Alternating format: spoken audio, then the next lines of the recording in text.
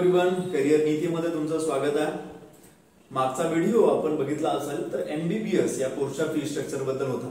आजचा हा video BMS म्हणजे आयुर्वेदा कोर्सेस आणि आयुर्वेदा कोर्सेसचं फी स्ट्रक्चर, त्याचे कॉलेजचे टाइप या संदर्भात आहे।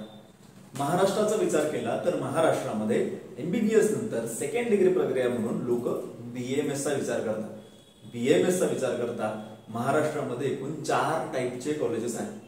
आता यातले नेमके टाइप कोणकोणते तर पहिल्या टाइप मध्ये येतात गव्हर्नमेंट कॉलेजेस, दुसरा टाइप आहे सेमी गव्हर्नमेंट कॉलेजेस। आता गव्हर्नमेंट आणि सेमी गव्हर्नमेंट कॉलेजेसचा विचार केला तर याचं फी स्ट्रक्चर, हे फी स्ट्रक्चर किती असतात तर कमीत कमी 60,000 रुपये असतं आणि जास्तीत जास्त 1 लाख रुपये असतं। एव्हरेज जर बघितलं तर याचं फी स्ट्रक्चर 80,000च्या दरम्यान राहू शकतं। आणि गव्हर्नमेंट आणि सेमी गव्हर्नमेंट कॉलेजेसचा विचार केला तर महाराष्ट्रामध्ये 21 गव्हर्नमेंट आणि सेमी गव्हर्नमेंटची मिळून कॉलेजेस आहेत आणि याचे या दरम्यानच 60 ते 80,000 1 लाखाच्या दरम्यानच फी स्ट्रक्चर महाराष्ट्रामध्ये तरी राहतं।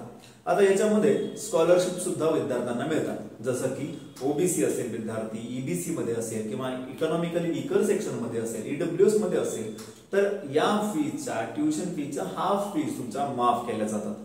जर असा विद्यार्थी ऍडमिशन घेणारा एससी किंवा एसटी कॅटेगरी मध्ये असेल तर त्याचे ट्युशन आणि डेव्हलपमेंट या दोन्ही फीज माफ होतात। जर एसबीसी, NT1, NT2, NT3 बीजे कॅटेगरीज मधला विद्यार्थी असेल आणि त्या विद्यार्थ्याचं उत्पन्न 8 लाखाच्या आतलं असेल तर अशा विद्यार्थ्याची ट्युशन फी पूर्ण माफ केली जाते। अशा पद्धतीने जर विचार केला तर गव्हर्नमेंट कॉलेज आणि सेमी गव्हर्नमेंट कॉलेजेसच्या फी स्ट्रक्चर असतात। दुसरा टाइप आपल्या डोळ्यासमोर दिसतो प्रायव्हेट कॉलेजेस। काही ट्रस्ट, काही पॉलिटिशियन्स यांनी पुढे येऊन काही कॉलेजेस चालू केलेली असतात, ही प्रायव्हेट कॉलेजेस आहेत। या प्रायव्हेट कॉलेजेसचा महाराष्ट्रामध्ये विचार केला तर जे नवीन कॉलेज चालू होतं त्याचं फी स्ट्रक्चर असतं 1,50,000 रुपये, म्हणजे 1.5 लाखांपासून हे फी स्ट्रक्चर चालू होतं, जास्तीत जास्त जमतं 3,50,000 पर्यंत।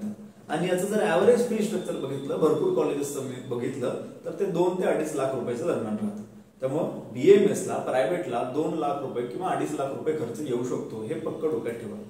याच्यामध्ये पण स्कॉलरशिप बेनिफिट मिळतात, याच्यामध्ये पण कॅटेगरी वाईज स्कॉलरशिप्स असतात। एससी एसटी ला जसं आपण गव्हर्नमेंट कॉलेजला स्कॉलरशिप बेनिफिट बघितले त्या सेम पद्धतीनं या प्रायव्हेट कॉलेजमध्ये पण स्कॉलरशिप बेनिफिट मिळतात।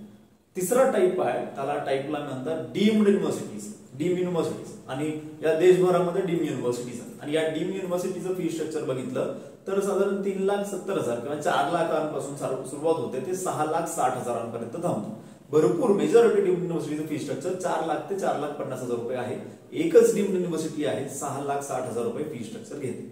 अशा पद्धतीने याच्यामध्ये 3 एकूण टाइप आहे। परत एकदा बघूया, गव्हर्नमेंट आणि semi government college fee structure आहे एव्हरेज 80,000 रुपये, लक्षात ठेवा। दुसरं आहे प्रायव्हेट कॉलेजेस, याचं फी स्ट्रक्चर आहे 2 ते 2.5 लाख रुपये, वार्षिक खर्च तुम्हाला 2 ते 2.5 लाख रुपयाचा येणार आहे। तिसरे कॉलेज आहे डीम्ड युनिव्हर्सिटीज, वार्षिक खर्च 4 ते 4.5 लाख रुपये येणार आहे। आता हे सगळं फी स्ट्रक्चर जर सांगितलं ते फी स्ट्रक्चर हे हॉस्टेल आणि मेसचं फी स्ट्रक्चर सोडून आहे।